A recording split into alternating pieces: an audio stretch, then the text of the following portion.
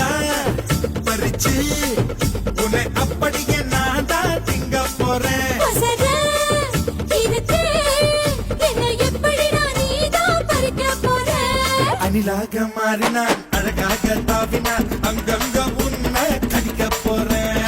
தீர்மானம் பண்ணி நீ தீர்த்து கட்ட துணிஞ்சு நீ என்ன சுத்தி பாத தார தார.